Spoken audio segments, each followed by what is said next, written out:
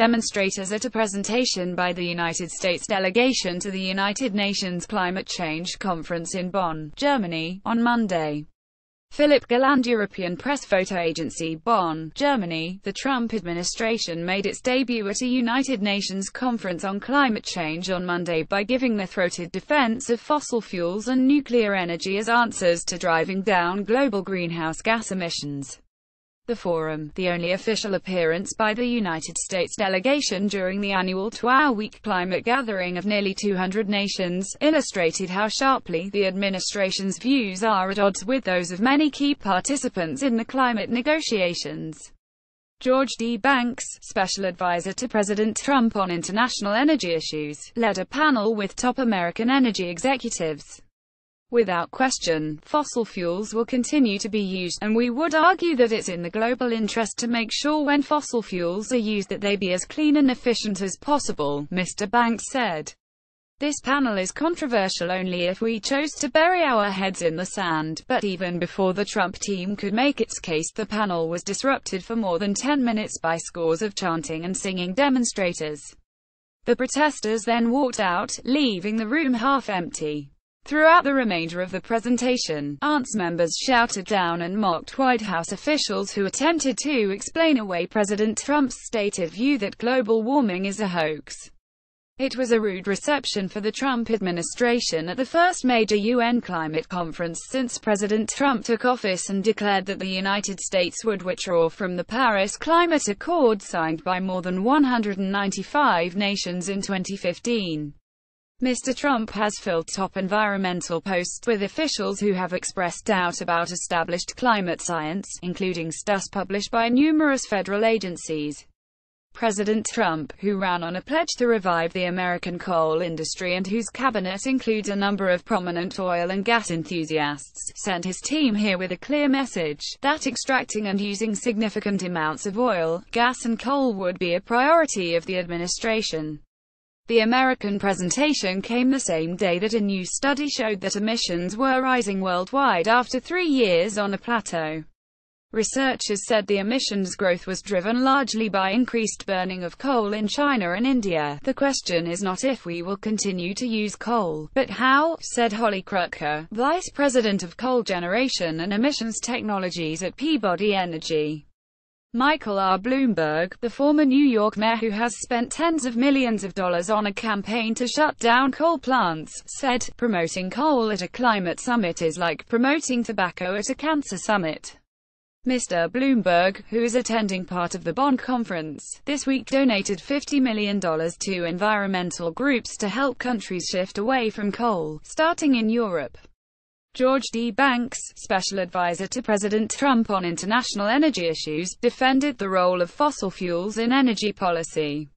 Ronald Whittock, European Pressphoto agency. While many energy experts agree that technologies like carbon capture for coal plants and nuclear power can play a critical role in reducing emissions, the fact that Trump administration officials have played down concern over global warming has triggered deep suspicion about American intentions. Nuclear and carbon capture are critical to reducing CO2 emissions, but going to Bonn to promote the technologies without admitting climate change is a crisis is a logical absurdity, said Josh Freed, director of the Clean Energy program at the centrist think tank Third Way. He said that denying that climate change is a problem while pushing technology to solve it made no sense.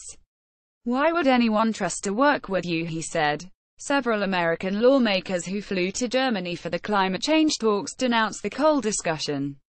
Gov. Jay Inslee of Washington, a Democrat, preempted the White House event by striding into the packed conference room and calling it a sideshow that the rest of the world would ignore.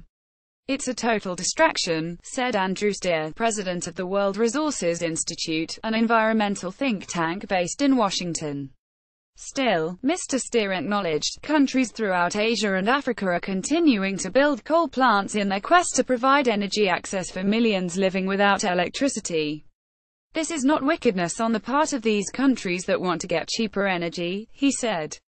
Trump administration officials made a similar point. We need to lift 1 billion plus people out of energy poverty, Mr. Banks said.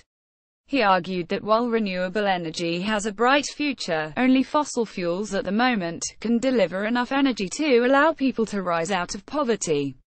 Yet even as the Trump administration pushes for a revival of the coal industry, other countries say they are phasing it out. France has vowed to eliminate coal from its electricity mix by 2022, and Italy by 2025. The United Kingdom and Canada said this week that they, too, would take steps to phase out coal. "We're past the time that we want to be using coal," said Catherine McKenna, Canada's Environment Minister. "People do not want polluting coal. They do not want it." Some developing countries described a more balanced view, however, conceding a need for fossil fuels in the short term while ultimately calling for stronger global action on climate change and a shift toward cleaner forms of energy, including renewables like wind and solar energy.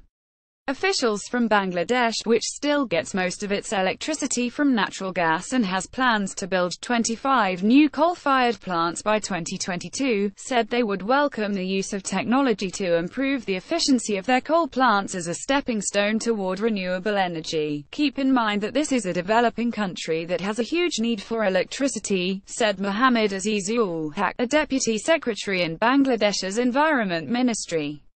"So there has to be balance. It's not just saying, okay, well go for renewables. It's very complicated, because people need energy."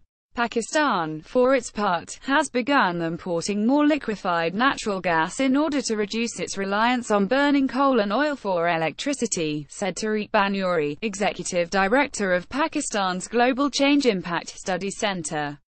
Those imports have helped offset 1% of the country's emissions.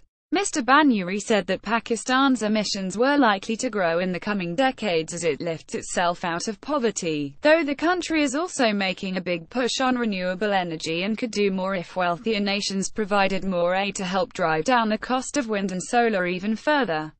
But any nuanced discussions of energy policy were overshadowed by anger at the Trump administration for disengaging from the global community on climate change.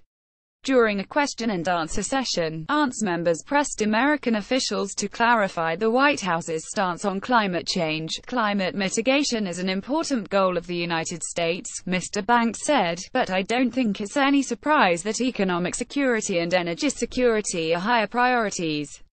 Follow @NightClimate on Twitter.